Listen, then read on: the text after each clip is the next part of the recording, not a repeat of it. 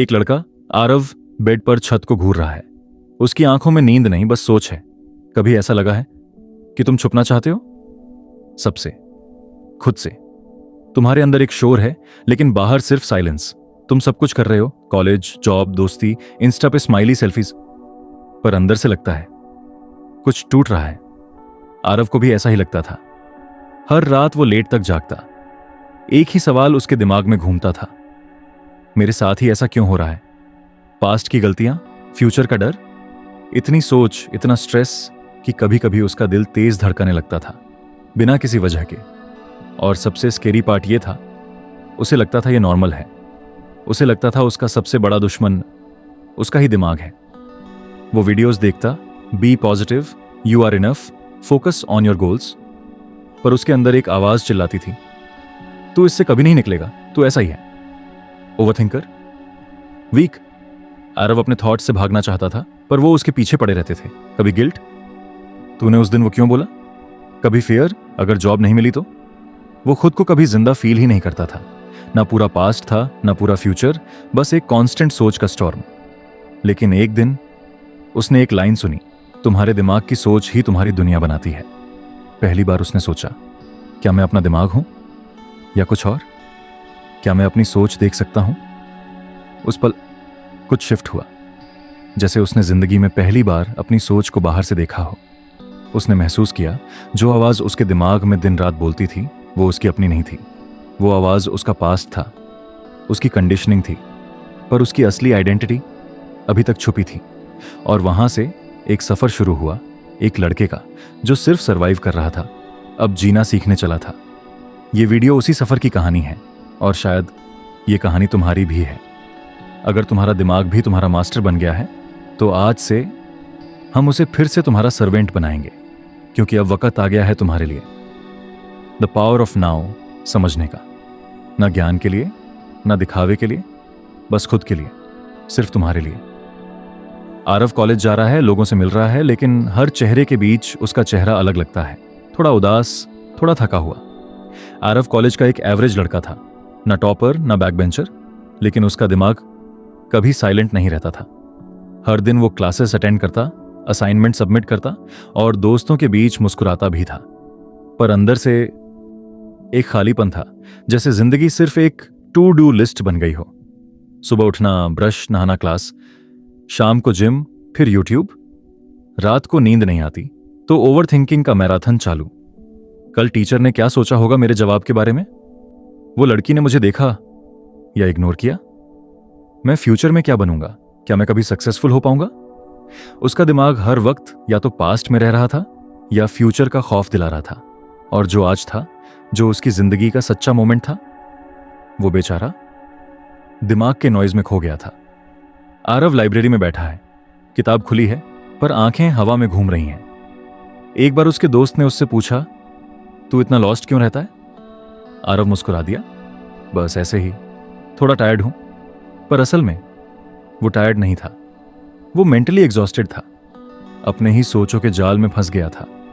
वो बार बार खुद से लड़ता, समझने की कोशिश करता, पर समझ नहीं पाता।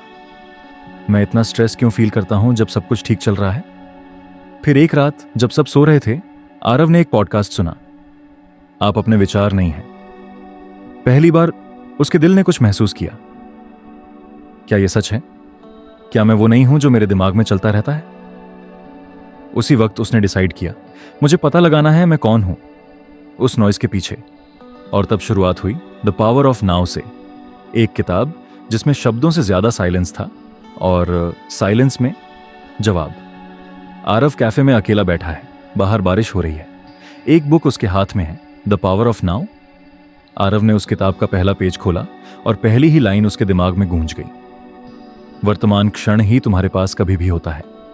पहले तो उसने सोचा ये तो सिंपल है, लेकिन फिर उसने पॉज किया। उसने सोचा, क्या मैं अभी में हूं, यानी इस कैफे के इस मोमेंट में? और तुरंत उसका दिमाग चिल्लाया, कल की असाइनमेंट, करियर का क्या होगा, बैंक बैलेंस का टेंशन, मम्मी के वर्ड्स। उसे समझ आ गया, उसका दिमाग कहीं भी हो सकता है, पर उसका जिस्म सिर्फ एक जगह होता है, अभी में। उसने पहली बार महसूस किया कि बारिश का साउंड कितना सूदिंग है। कि कॉफी का टेस्ट सच में क्या होता है, कि सिर्फ बैठने का एक्सपीरियंस भी कितना कंप्लीट हो सकता है अगर तुम पूरा वहां हो। उस दिन उसने रियलाइज किया हमारी एंग्जाइटी का सबसे बड़ा रीजन ये है कि हम अभी से भाग रहे हैं। हम या तो कल का डर जी रहे होते हैं या कल की छोटी सी गलती का गिल्ट। पर अभी तो सेफ होता है। अभी में कभी दर्द नहीं होता, बस दर्द का डर होता है। जब तुम अभी में हो तब तुम खुद के सबसे करीब हो।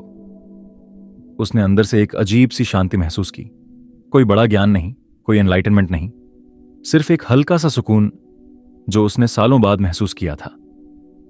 वो सुकून द पावर ऑफ नाउ का पहला गिफ्ट था। आरव अब अपने रूम में मिरर के सामने खड़ा है। उसका चेहरा थोड़ा कंफ्यूज्ड, थोड़ा क्यूरियस। हाथ में वही किताब है। उस रात आरव ने एक एक्सपेरिमेंट किया। उसने आंखें बंद की और ऑब्जर्व करना शुरू किया अपनी सोच को। पहला थॉट आया, कल प्रेजेंटेशन है, कुछ गलत बोला तो। दूसरा, वो लड़की मुझे इग्नोर करती है। तीसरा, मैं इतना एंग्शियस क्यों रहता हूं। थॉट्स आए और गए, और बीच में एक गैप था, एक ऑब्जर्वर जो बस देख रहा था बिना रिएक्ट किए। उसने रियलाइज किया, मैं सोच नहीं हूं, मैं सोच को देखने वाला हूं। आरव का दिमाग उसका मालिक बन गया था। वो उसे थका रहा था, डरा रहा था, चिल्ला रहा था। लेकिन उस दिन पहली बार उसने अपने अंदर एक नया कैरेक्टर पाया, एक ऑब्जर्वर जो इमोशंस को महसूस करता है पर उनमें डूबता नहीं। वो जैसे एक पहेली थी। तुम परेशान हो पर तुम परेशानी नहीं हो, तुम गुस्से में हो पर तुम गुस्सा नहीं हो। आरव डायरी लिख रहा है, आज मैं पहली बार खुद को बाहर से देख पाया। और उस मोमेंट में उसने दर्द पे कंट्रोल नहीं पाया, पर दर्द के रिएक्शन पे पाया। और वही अवेयरनेस रियल पावर थी। थॉट्स को रोकना जरूरी नहीं, पर उनसे चिपकना बंद करना जरूरी है। उसका माइंड अब भी उसे डराता था, पर उसका ऑब्जर्वर हर बार विस्पर करता, ये सिर्फ थॉट है, मैं इसे देख सकता हूं, मैं इसे चूज नहीं कर रहा। और वहीं से कंट्रोल वापस मिलने लगा। इवनिंग में आरव एक ग्रुप में बैठा है। सब नॉर्मल है, पर एक दोस्त उसे कैजुअली ताना मार देता है, तू तो वैसे भी सीरियस रहता है हमेशा। बस एक सेंटेंस था, छोटी सी लाइन, लेकिन आरव के अंदर कुछ जल गया। उसका चेहरा स्टिफ हो गया। उसने बात नहीं की, पर उसके अंदर एक पुराना घाव खुल गया। रात को घर आके उसने रियलाइज किया, मुझे इतना बुरा क्यों लगा। उसके दोस्त ने तो मजाक किया था, पर उसके रिएक्शन ने कुछ और ही बताया। उसने किताब का एक चैप्टर याद किया। एखार्ट टोले कहते हैं, पेन बॉडी एक लिविंग एंटिटी है जो तुम्हारे अंदर रहती है, और वो हर बार एक्टिवेट होती है जब कोई तुम्हारे पुराने दर्द को टच करता है। वो दर्द छुपा होता है, स्कूल में की गई बेइज्जती, पापा की चिल्लाहट, वो लड़की जो बिना कुछ कहे चली गई। हर बार जब तुम्हें लगा मुझ में कुछ कमी है, ये सब पेन एक एनर्जी बॉडी बन जाता है। और जब कोई बात उसे ट्रिगर करती है तो तुम रिएक्ट करते हो, चिल्लाते हो, या खुद में बंद हो जाते हो। तुम्हें लगता है तुम हो रिएक्ट कर रहे हो, पर असल में तुम्हारा पेन बॉडी रिएक्ट कर रहा होता है। पेन बॉडी को ऑब्जर्व करना मतलब उसे लाइट में लाना, और जब वो लाइट में आता है वो पावर लूज करता है। हीलिंग ऑब्जर्वेशन से होती है, रिएक्शन से नहीं। और जब तुम्हारा पेन तुमसे रिएक्शन नहीं ले पाता तो वो डिसॉल्व होने लगता है।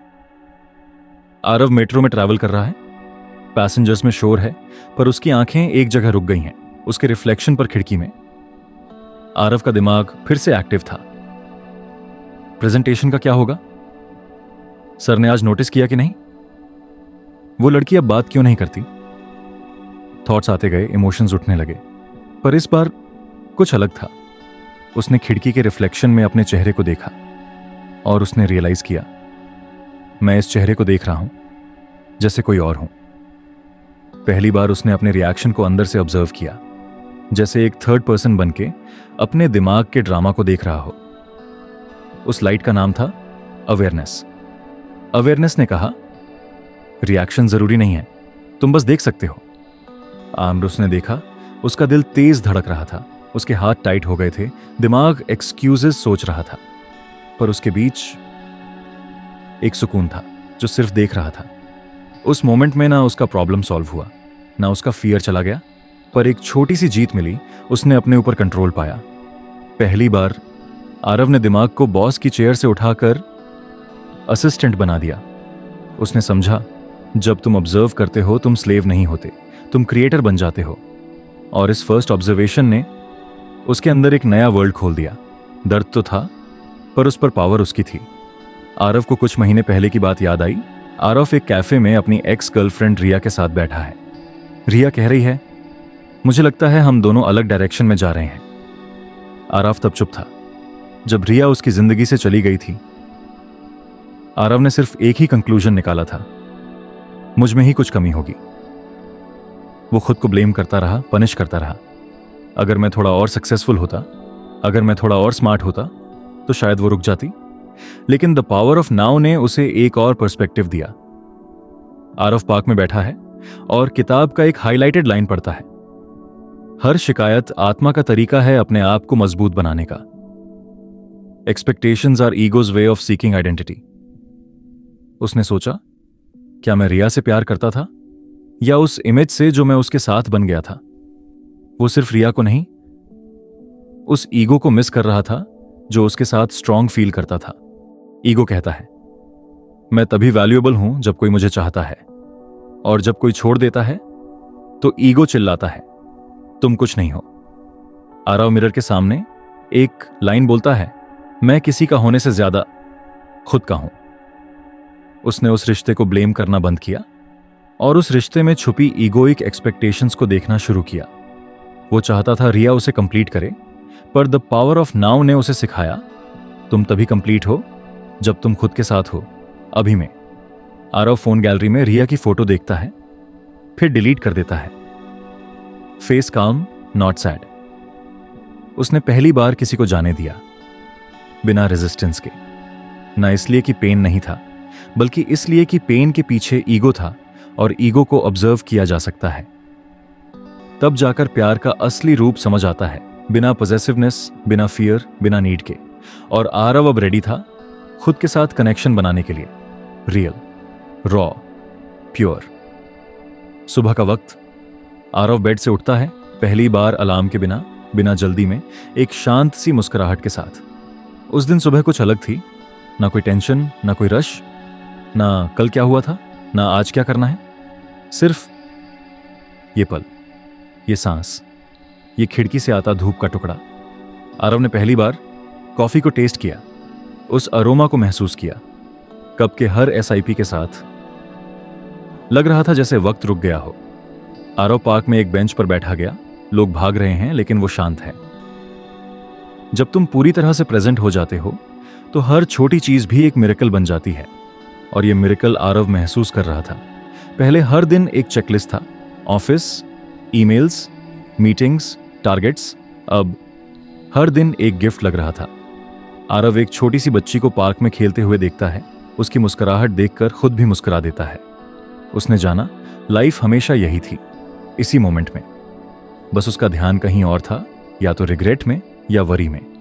प्रेजेंट पे जीना मतलब पास्ट को भूलना नहीं, फ्यूचर को इग्नोर करना नहीं, बल्कि ये समझना जो तुम्हारे कंट्रोल में है वो सिर्फ अभी है। आरव एक डायरी खोलता है, लिखता है, मैं अभी जिंदा हूं और ये काफी है। उसने डिसाइड किया, आज से हर दिन एक एक्सपेरिमेंट होगा, नाव में रहने का। जब गुस्सा आए, ऑब्जर्व करूंगा। जब उदासी हो, उससे भागूंगा नहीं। जब खुशी मिले, उसे पूरा महसूस करूंगा, बिना उसे कैप्चर करने की कोशिश के। द पावर ऑफ नाउ उसके लिए फिलॉसफी नहीं थी, वो एक जीने का तरीका बन गया था। और ये उसका पहला दिन था जहां उसने जिंदगी को पहली बार जीने जैसा जिया। शाम का वक्त, आरव एक झील के किनारे बैठा है, हाथ में डायरी है, लेकिन वो लिख नहीं रहा, सिर्फ आसमान को देख रहा है। वो शाम कुछ अलग थी, ना कोई काम था, ना कोई मीटिंग, ना कोई प्लान। बस हवा थी, आसमान था और एक खामोशी जो पहली बार भरी भरी सी लग रही थी। आरव वहीं बेंच पर बैठा था जहां वो पहले ओवरथिंकिंग करता था, लेकिन आज उसका दिमाग शांत था और उस शांति में एक एहसास चुपके से आ गया, ग्रैटिट्यूड। ना किसी अचीवमेंट के लिए, ना किसी माइलस्टोन के लिए, बस जिंदा होने के लिए, महसूस कर पाने के लिए। आरव आंखें बंद करता है, एक धीमा सा मंटाज ऑफ मेमोरीज, मां का हाथ, दोस्तों की हंसी, खुद का मुस्कुराता चेहरा। उसने महसूस किया जब तुम अभी में जीते हो तो हर पल तुम्हारे लिए एक गिफ्ट बन जाता है, और जब तुम्हारा दिमाग शांत होता है तो दिल बोलने लगता है, और दिल सिर्फ एक ही बात बोलता है, शुक्रिया। आरव डायरी में लिखता है, आज कुछ खास नहीं हुआ, फिर भी दिल भर गया। पहले वो सोचता था जब सब सही होगा तब खुश रहूंगा, अब वो महसूस करता है खुश रहना सही होने की शुरुआत है। उसने सीखा जिंदगी को एक्सेप्ट करना मतलब हार मानना नहीं, बल्कि हर पल को गले लगाना है, जैसे वो वही पल हो जिसका इंतजार था। वो चीजें जो पहले बैकग्राउंड नॉइज थीं, आज उसकी जिंदगी की प्लेलिस्ट बन चुकी थीं। ग्रैटिट्यूड अब कोई एक्शन नहीं था, वो आरव का एटीट्यूड बन गया था।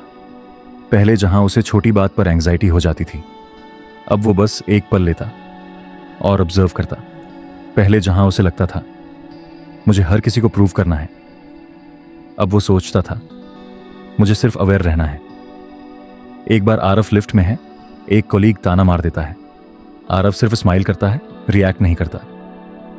एखार्ट टोले कहते हैं, you don't react, you respond, और रिस्पॉन्स वही देता है जो अवेयर होता है। आरव एक फ्रेंड से बात कर रहा है, दोस्त गुस्से में है, आरव सिर्फ सुन रहा है बिना बीच में बोले। वो पहले अपने बोलने में स्ट्रांग था, अब सुनने में भी स्ट्रांग हो गया था। पहले रिलेशनशिप्स में एक्सपेक्टेशन थी, अब प्रेजेंस थी। पहले रूटीन बोरिंग लगता था, अब हर रोज एक नई सिंप्लिसिटी का अनुभव लगता था। अवेयरनेस का मतलब सब कुछ कंट्रोल करना नहीं, बल्कि सब कुछ ऑब्जर्व करते हुए जीना है। दुनिया उसे वैसे ही ट्रीट करती थी जैसे पहले करती थी, पर उसका अंदर का वाइब्रेशन बदल चुका था। वो पहले हर सिचुएशन में या तो ब्लेम करता या शेम महसूस करता। अब उसके पास एक पॉज होता था, एक स्पेस जहां से वो डिसाइड करता कैसे जीना है। आरव एक पहाड़ी की चोटी पर खड़ा है, सुबह का वक्त है, धूप उसके चेहरे पर पड़ रही है, उसका चेहरा शांत है, न मुस्कान न तनाव, सिर्फ प्रेजेंस। आरव की कहानी यहीं तक थी, ना वो कोई सुपर सक्सेसफुल बना, ना उसकी सारी परेशानियां खत्म हुई, लेकिन उसने एक ऐसी चीज पाई जो लोग लाखों कमाकर भी नहीं पा पाते, अंदर का सुकून। वो सुकून जो दिखावा नहीं मांगता, जो किसी अप्रूवल पर निर्भर नहीं करता, जो सिर्फ तब आता है जब तुम अभी में होते हो। और अब सवाल ये नहीं है कि आरव बदला या नहीं, सवाल ये है क्या तुम भी बदल सकते हो? तुम जो अभी इस स्क्रीन के सामने हो सकता है तुम भी किसी गिल्ट के जाल में हो या किसी एंग्जाइटी के तूफान में। कल क्या होगा? लोग क्या सोचेंगे? क्या मैं काफी हूं? पर एक बात सुनो, तुम अभी भी चुन सकते हो अब में जीना। तुम्हारा हीलिंग, तुम्हारी फ्रीडम किसी और पल में नहीं, इसी पल में छुपा है। एखार्ट टोले कहते हैं, real life is now, not in memories, not in imaginations. और तुम्हारा रियल सेल्फ, तुम्हारी असली ताकत अभी ये वीडियो देख रही है। यही पल तुम्हारा एंट्री गेट है तुम्हारी नई जिंदगी का। अगर तुम यहां तक आ गए हो तो तुम सिर्फ एक व्यूअर नहीं, तुम भी इस कहानी का हिस्सा हो। अपनी आंखें बंद करो, एक गहरी सांस लो और सिर्फ ये सोचो, मैं अभी हूं और ये काफी है। तुम्हारा दिमाग तुम्हारा मालिक नहीं, तुम्हारा औजार है। तुम्हारा सुकून किसी गोल के बाद नहीं, अभी के अंदर है। तुम्हारा पल भी अभी है। अगर आप रेडी हो कुछ नया करने के लिए तो कमेंट में अपने बारे में बताओ तुम क्या करने वाले हो, और वीडियो को लाइक भी कर दो ताकि वीडियो को ज्यादा से ज्यादा लोगों तक पहुंचाया जा सके।